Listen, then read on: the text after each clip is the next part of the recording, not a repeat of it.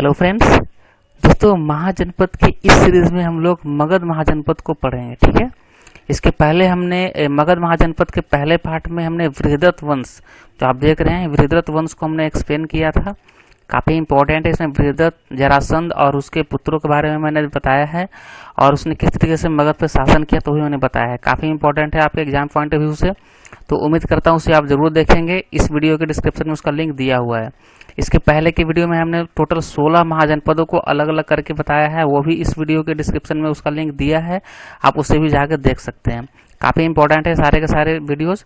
तो दोस्तों, मगध महाजनपद के दूसरे पार्ट में हम लोग हर्यक वंश, शिशुनाग वंश और नंद वंश इन तीनों को देखेंगे। फिलहाल हम इस वीडियो में हर्यक वंश को देखते हैं। ठीक है, उसके बाद इस जो तीसरा पार्ट होगा उसमें हम देखेंगे शिशुनाग वंश और नंद वंश को। क्योंकि दोस्तों, अगर सबको इकट्ठे लेंगे तो वीडियो काफी बड़ा हो जाएगा, कई लोग बोर हो जाते हैं, वीडियो पूरा नहीं देख पाते हैं, इसलिए हम एक एक करके देख रहे हैं हर वंश को। ठीक है ना फ्रेंड्स, तो आइए शुरू करते हैं हर्यक वंश से। हर्यक वंश जो कि 544 ईसा पूर्व से 412 ईसा पूर्व तक शासन किया था हर्यक वंश ने मगध महाजनपद पे। यह ऐसा महाजनपद है जो सबसे ज्यादा शक्तिशाली था, सबसे ज्यादा एरिया इसके पास था और इसकी जो राजधानी थी वो कहाँ थी, वो थी राजगृह, यानी कि इसे गृहब्रज भी कहा जाता था पुराने जमाने में। ठीक है ना दोस्तों, इसका जो राजधानी थी दोस्तों राजगीर थी और राजगीर बिहार में है। और बिहार के इस क्षेत्र से ये पूरे बंगाल और पाकिस्तान और अफगानिस्तान तक का पूरा एरिया जो था दोस्तों, ये पूरा का पूरा एरिया मगध के अंदर आता था। ठीक है फ्रेंड्स, तो कैसे कैसे ये एरिया आगे की तरफ बढ़ता गया ये हम देखते जाएंगे एक एक करके। सबसे पहले हम देखते हैं हर्यक वंश का जो स्थापना किया था वो क्या था, बिंबिसार ने, यानी कि पहला जो राजा था इस वंश का वो बिंबिसार था, जिसने 544 ईसा पूर्व से 493 ईसा पूर्व तक शासन किया। ठीक है, इसके बाद इसका बेटा अजातशत्रु आया, इसने शासन किया। इसने अपने पिता को क्या की हत्या कर दी थी, हत्या करके इसने अपना ये मगध महाजनपद का राज्य छीन लिया। ठीक है, और उसने आगे यानी कि 493 ईसा पूर्व से लेकर 461 ईसा पूर्व तक इसने शासन किया। इसे पितृहंता भी कहा जाता है क्योंकि इसने अपने पिता की हत्या करके क्या किया था, राजपाट लिया था। इसके बाद इसका बेटा जो था उसका नाम था उदयन। ठीक है, उदयन नहीं है, उदयन है ये। ठीक है ना, इसने 461 ईसा पूर्व से 445 ईसा पूर्व तक इसने शासन किया। ठीक है, और इसने भी ये जो सत्ता थी उसने हत्याया कैसे, अजातशत्रु की हत्या करके, यानी कि अपने पिता की हत्या करके। इसलिए इस पूरे के पूरे कुल को ही पितृहंता के नाम से जाना जाता है कि सबने अपने अपने पिता को की हत्या करके ही इस राज्य का क्या बना, सम्राट बना। ठीक है ना, इसके बाद इसका जो पुत्र था अनिरुद्ध, फिर मुंड और फिर नागदशक ने इस पर शासन किया 445 से लेकर 412 ईसा पूर्व तक। ठीक है, ईसा मसीह के जन्म से 412 साल पहले तक हर्यक वंश का शासन रहा है। तो ये पूरी की पूरी उसकी फैमिली ट्री है, आप कह सकते हैं इसे, एक एक करके। आइए एक एक करके सबको देखते हैं। पहले हर्यक वंश में बिंबिसार को देखते हैं क्योंकि शुरुआत इसी से हुई थी। बिंबिसार ने आपको बताया मैंने 544 से 493 ईसा पूर्व तक शासन किया था। यह सबसे प्रतापी और ताकतवर राजा था। यह बौद्ध धर्म को मानता था। ठीक है ना, बिंबिसार महात्मा बुद्ध के समकालीन था, यानी कि जब महात्मा बुद्ध उस समय थे उपस्थित थे उस टाइम बिंबिसार भी था, है ना। बिंबिसार ने मगध पर लगभग 52 ईयर्स तक, 52 वर्षों तक राज किया इसने मगध पे। ये एक सच्चा राजनीतिज्ञ था। कैसे सच्चा कैसे था राजनीतिज्ञ, क्योंकि इसने राज्य को बढ़ाने के लिए अलग अलग देशों को जीत करके वहां के राजकुमारियों से विवाह करके अपने जो साम्राज्य था उसे आगे बढ़ाना चाहता था। ये बिंबिसार ने अंग प्रदेश को जीता। अंग कहाँ था दोस्तों, अंग था बिहार के भागलपुर और ये मुंगेर का जो क्षेत्र है और कुछ बंगाल का एरिया है, ये सारा का क्षेत्र जो था वो अंग प्रदेश कहा जाता था। तो अंग प्रदेश को जीत करके उसने मगध में मिला लिया। इसने कौशल और वैशाली को भी जीता, जैसा कि आप देख रहे हैं ये है वैशाली का क्षेत्र, इसे वज्र क्षेत्र कहा जाता था, और ये है कौशल का क्षेत्र। ठीक है ना, इस पूरे क्षेत्र को बिंबिसार ने यहाँ तक क्या किया, अपने अधीन कर लिया। ठीक है ना, कैसे किया दोस्तों, कौशल वैशाली को तो उसने क्या किया, वैवाहिक संबंध बनाया। ठीक है ना, वैवाहिक संबंध बना करके, क्योंकि यहाँ के राजकुमारी वैशाली की राजकुमारी और कौशल की राजकुमारी से उसने क्या किया, विवाह कर लिया। आइए देखते हैं कैसे कैसे किया है। पूरी आपकी इमेज बन जाएगी दिमाग में, ताकि आप इसे भूलेंगे नहीं। एग्जाम पॉइंट ऑफ व्यू से काफी इंपॉर्टेंट है, हर परीक्षाओं में इसे सवाल आते हैं। कैसे दोस्तों, तो बिंबिसार जो कि मगध का राजा था यानी कि सम्राट था, इसने पहले लिच्छवी प्रमुख जो थी यानी कि वैशाली, चेटक की पुत्री थी चेलना, ठीक है ना, इससे शादी किया इसने, ठीक है ना। और दूसरी विवाह उसने किया कौशल साम्राज्य से, जिसकी वहां के जो राजा थे प्रसेनजीत, उसकी बहन थी, इसका नाम था कौशल देवी, ठीक है ना।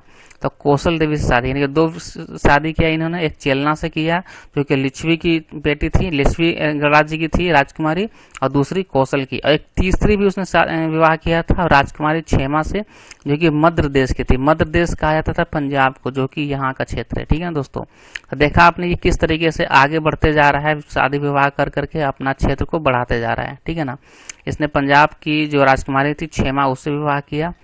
इस तरीके से इसने शादी की और अपना क्षेत्र को आगे बढ़ाया। बिंबिसार को दहेज में काशी मिला, यानी कि जब उसने कौशल से शादी की, यानी कौशल की राजकुमारी कौशल देवी से शादी की, तो कौशल के अंदर आता था काशी, ये क्षेत्र था काशी का यहाँ पे, ठीक है। तो ये इसे दहेज के रूप में मिल गया, है ना दोस्तों। और इसी का जो पुत्र था वो था अजातशत्रु। अब इसमें थोड़ा सा मतभेद है, जैन ग्रंथों के अकॉर्डिंग कहा जाता है कि अजातशत्रु था वो चेलना का पुत्र था, यानी, और दूसरा बौद्ध ग्रंथ है वो कहता है कि नहीं, अजातशत्रु था वो कौशल का पुत्र था, यानी कि कौशल देवी का पुत्र था, यानी कौशल साम्राज्य की राजकुमारी का पुत्र था। तो दोस्तों ये थोड़ा सा कंफ्यूजन है, कहीं जैन ग्रंथ मिल रहा है, कहीं बौद्ध ग्रंथ कि अजातशत्रु था तो बिंबिसार का ही पुत्र ना, है ना। तो ये तो कंफर्म है, अजातशत्रु बिंबिसार पुत्र था, और अजातशत्रु ने ये जो सत्ता हत्याई थी बिंबिसार की हत्या करके। आइए देखते हैं इसके आगे जो बिंबिसार ने और क्या क्या देश जीता। तो अंग प्रदेश को जीत करके अपने अंदर मिला लिया। बिंबिसार का अवंती से बहुत अच्छा संबंध था, ठीक है। ये रहा अवंती का क्षेत्र जो कि साउथ में पड़ता है, साउथ वेस्ट में। अवंती के राजा का नाम था चंद्रप्रद्योन महासेन, ठीक है। इनको जब पीलिया रोग हुआ तो इसने बिंबिसार से मदद मांगी थी। बिंबिसार जो मगध का बहुत बड़ा क्या था, वैद्य था, उसका नाम था जीवक, ठीक है ना, बहुत बड़ा डॉक्टर थे ये। तो इसने क्या किया, इसका इलाज किया चंद्रप्रद्योत का, जो कि अवंती का राजा था, और इस तरह से इसकी दोस्ती बढ़ गई। दोस्ती बढ़ी तो इसका क्षेत्र यहाँ तक भी एक आप कह सकते हैं कि मित्रता थी, तो ये भी इसके अधीन ही था एक तरह से। अजातशत्रु ने अपने पिता बिंबिसार की हत्या करके मगध की गद्दी अपना ली। तो आपने देखा कि किस तरीके से इसने इस पूरे क्षेत्र को यहाँ तक बिंबिसार ने अपने अंदर कब्जे में कर लिया, ठीक है ना। आगे देखते हैं बिंबिसार के पुत्र अजातशत्रु को। अजातशत्रु ने जब शासन संभाला 493 ईसा पूर्व से लेकर 461 ईसा पूर्व तक, यानी कि टोटल इसने 32 साल तक शासन किया, ठीक है ना। इसे कुनिक के नाम से भी जाना जाता है, एग्जाम में आता है कि कुनिक के नाम से किसे जाना जाता है। 4 ऑप्शन दिए जाएंगे, अजातशत्रु, बिंबिसार, अशोक, चंद्रगुप्त, इस तरीके से आपको ऑप्शन दिए जाएंगे। तो अजातशत्रु को कुनिक भी कहा जाता था, आपको ध्यान रखना है। इसी के समय राजगृह में 483 ईसा पूर्व में पहली बौद्ध संगति हुई थी। तो ये भी सवाल आता है, काफी इंपॉर्टेंट है। पहली बौद्ध संगति कहाँ हुई थी, तो राजगीर में हुई थी। कब हुई थी, 483 ईसा पूर्व में हुई थी। किसके शासन में हुई थी, तो अजातशत्रु के शासन में हुई थी, ठीक है ना, इंपॉर्टेंट है। इसी में बुद्ध की शिक्षाओं को सुत्त पिटक और विनय पिटक में अलग अलग बांटा गया था, यानी कि जो भगवान बुद्ध की जो शिक्षा थी, जो उन्होंने बोला था, उसे 2 अलग अलग ग्रंथों में बांट के रखा गया था। कब किया गया था ये पहले बौद्ध संगति में किया गया था, जो कि कहाँ हुआ था, राजगृह में, ठीक है ना। बुद्ध की मृत्यु अजातशत्रु के शासन के 8वें वर्ष में हुई थी। जब अजातशत्रु राजा था उसके 8 साल के बाद 8वें वर्ष में भगवान बुद्ध की मृत्यु हुई थी, ऐसा बौद्ध ग्रंथों में लिखा हुआ है, ठीक है ना। तो ये समझ लो, आपको एक एक पॉइंट है जो काफी इंपॉर्टेंट है आपके आने वाले एग्जाम्स के लिए। आगे देखते हैं हम अजातशत्रु के बारे में कि इसने काशी और वज्र के साथ 16 साल तक संघर्ष किया। क्यों दोस्तों, क्योंकि काशी जो था वो बिंबिसार को ऑलरेडी मिला हुआ था पहले से ही, और वज्र क्षेत्र जो था ये वैशाली के साथ ये भी मिला हुआ था मगध के साथ, है ना। बिंबिसार ने विवाह कर किया था, लेकिन फिर ये इसके साथ संघर्ष क्यों किया 16 साल तक। इसका रीजन था दोस्तों, क्योंकि जब इसने अपने पिता की हत्या की तो ये जो दोनों प्रदेश थे ना, कौशल प्रदेश और ये जो वज्र का जो प्रदेश था, ये इन लोगों ने इससे अपने दूरी बना ली। तो इससे इसने क्या किया, इससे मित्रता थी इसकी, है ना, विवाह को लेकर के। तो मित्रता थी, लेकिन मित्रता क्या होगी, हट गई। तो इसने क्या किया, जबरदस्ती उसके साथ युद्ध किया और 16 साल तक युद्ध करता रहा, हमेशा युद्ध करता रहा, और फाइनली इन दोनों को मगध में मिला लिया। यानी कि अब काशी और वज्र का जो था क्षेत्र वो अब क्या हुआ, मगध में घुल मिल गया, ठीक है। तो ये वज्जी क्षेत्र आपको पता है 8 राज्यों का संघ था। दोस्तों वज्जी महाजनपद बहुत बड़ा जनपद था, सबसे पहला गणराज्य था ये वज्ज। और इसके ऊपर मैंने एक अलग से वीडियो बनाया है स्पेशली, जो कि इसी वीडियो के डिस्क्रिप्शन में उसका लिंक दिया है, आप उसे जरूर देखना, काफी इंपॉर्टेंट है। टोटल 8 राज्यों का संघ था, 8 राज्य में कौन कौन राजा थे, कौन कौन कैसे था, वहां की शासन व्यवस्था कैसे थी, टोटल डिटेल बताया गया है, ठीक है ना। अजातशत्रु के विजय का सबसे बड़ा रीजन क्या था, उसके मंत्री, इसका नाम था वरस्कार, ठीक है। वर्षकार भी कहते हैं, वरस्कार भी कहते हैं, अब अलग अलग नाम है लेकिन प्रोनाउंसिएशन दोनों का एक ही है, ठीक है ना। तो उनके मंत्री का नाम था, इस मंत्री ने ही ऐसा किया था। क्या किया था इसने कि वज्र क्षेत्र में फूट डाला और उसमें फूट डालकर आपस में क्या किया, उसने लड़वा दिया। जब वज्र क्षेत्र 8 राज्यों का संघ था ये, इसमें क्या किया, 8 राज्यों को आपस में फूट डालो और राजकयों की नीति अपनाई, और उसके मंत्री ने यानी कि वस्कार ने, और उसने क्या किया, आपस में सबको लड़वा दिया, आपस में फूट डाल दी, ताकि वो क्या हो गए, कमजोर हो गए। उसके बाद अजातशत्रु ने उन पर क्या किया, अपना शासन कर लिया। अजातशत्रु के पास 2 यंत्र थे।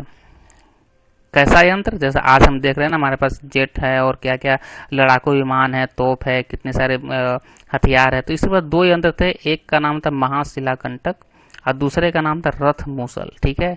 ये जो था ये पत्थर फेंकने वाला युद्ध करता था, ठीक है ना। ये क्या करता था, महाशिलाकंटक पत्थर फेंकता था, और रथ मूलक था क्या था, एक गदा की तरह हथियार होता था, जिसमें कई सैनिकों को एक साथ मारा जा सकता था। तो दोस्तों ये 2 हथियार थे इसके पास, जो कि और किसी के पास नहीं थे उस समय, जो अजातशत्रु के टाइम में थे, ठीक है ना। अजातशत्रु शुरुआत में जैन धर्म का अनुयायी था, ठीक है ना। अजातशत्रु की हत्या उसके बेटे उदयन ने की, ठीक है। आपको बताया मैंने, अजातशत्रु की हत्या किसने की, उसके पुत्र उदयन ने की थी, और अजातशत्रु ने किसकी हत्या की थी, अपने पिता बिंबिसार की। तो सारे क्या थे, पितृहंता थे। तो पितृहंता के नाम से किस वंश को जाना जाता है, तो वो आप कह सकते हैं हर्यक वंश को जाना जाता है, ठीक है। 461 ईसा पूर्व में उसने हत्या कर दी उदयन ने अजातशत्रु की, और मगध गद्दी पर बैठा। तो अब आप देखते हैं हम लोग उदयन के बारे में, ठीक है, एक एक करके। उदयन जब आया दोस्तों, तो उसने क्या किया, सबसे पहला काम किया, उसने राजधानी जो राजगृह थी उसको वहां से हटा करके इसने पाटलिपुत्र राजधानी कर दी, ठीक है। आइए देखते हैं कैसे किया। 461 ईसा पूर्व में अपने पिता की हत्या करके मगध गद्दी पर बैठा। इसने गंगा और सोन नदी के संगम पर पाटलिपुत्र नगर की स्थापना की, ठीक है ना। और इस पाटलिपुत्र को ही उसने अपनी राजधानी बनाई। उदयन क्या था, एक जैन मतानुयायी था। दोस्तों पाटलिपुत्र की स्थापना जो थी, पाटलिपुत्र छोटा सा ग्राम था, तो वहां पे सबसे पहले तो अजातशत्रु वहां पे गया, ठीक है ना। उसने उससे अपना पॉइंट बनाया पाटलिपुत्र को, और वहीं से उसने क्या किया, वज्र संघ जो था हमारा वैशाली का क्षेत्र, उस पर वो आक्रमण कराता था और वहां तक अपनी जो है सैनिकों को बिठा कर रखता था, ठीक है ना। तो क्या था, वो एक तरह से बाउंड्री थे वो पाटलिपुत्र का जो क्षेत्र था मगध का, ठीक है ना, मगध और वज्र क्षेत्र का, ठीक है। गंगा के इस पर मगध था और गंगा के दूसरी तरफ वज्र क्षेत्र था। तो एक्चुअली स्थापना तो पाटलिपुत्र का किसने किया था, तो अजातशत्रु ने किया था, लेकिन पाटलिपुत्र को राजधानी किसने बनाया, तो राजधानी बनाया था उदयन ने, ठीक है। काफी इंपॉर्टेंट है, कई लोग इसमें कंफ्यूज कर जाते हैं, तो एग्जाम में सवाल आते हैं कि पाटलिपुत्र की स्थापना किसने की, और पाटलिपुत्र नगर को नहीं, पाटलिपुत्र को नगर को बसाया किसने, उसकी स्थापना किया किसने की, तो वो तो अजातशत्रु ने की थी, लेकिन पाटलिपुत्र को राजधानी किसने बनाया, तो उदयन ने बनाया था, ठीक है ना। हर्यक वंश का जो अंतिम शासक था वो कौन था, वो था नागदशक, ठीक है।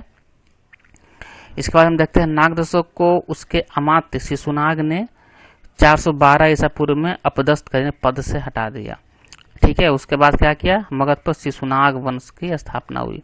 तो हमने देखा दोस्तों किस तरीके से इसकी स्थापना होती गई, और इस जब उदयन को हटा करके शिशुनाग वंश की स्थापना की गई, तो हर्यक वंश पूरी तरह से खत्म हो गया, बिल्कुल जीरो, और शिशुनाग वंश की शुरुआत हुई। दोस्तों वीडियो कैसा लगा हमें कमेंट में जरूर बताएंगे। वीडियो काफी लंबा हो जाएगा, शिशुनाग वंश को हम दूसरे वीडियो में लेंगे, यानी कि पार्ट 3 में। मगध महाजनपद के तीसरे पार्ट में हम देखेंगे शिशुनाग वंश को डिटेल में, शिशुनाग वंश भी देख लेंगे, और उसी के अंदर हम लोग नंद वंश को भी देखेंगे, ठीक है ना। दोस्तों हमारे कंटिन्यू में आपको बहुत बहुत धन्यवाद। प्लीज आप 3rd वीडियो का वेट कर लें, या फिर इसके बाद नेक्स्ट में आपका 3rd वीडियो मिल जाएगा। Thank you.